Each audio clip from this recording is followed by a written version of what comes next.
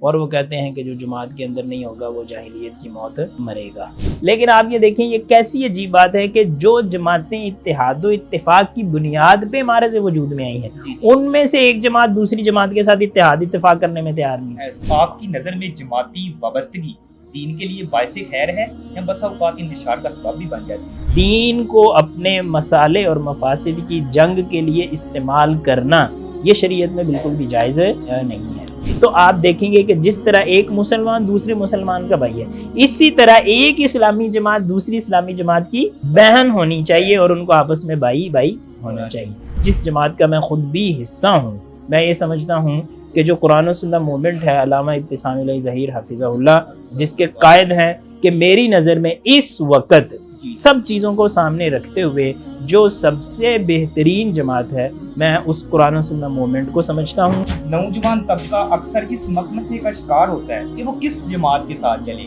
کہ آپ نے حق بات پہ کھڑے رہنا ہے، حق بات کی گواہی دینی ہے، حق بات کو آپ نے پروموٹ کرنا ہے، چاہے وہ گواہی اور حق کے ساتھ وہ کھڑا ہونا آپ کے ذاتی مصالح کے ہی وہ کیوں نہ خلاف آتا ہو۔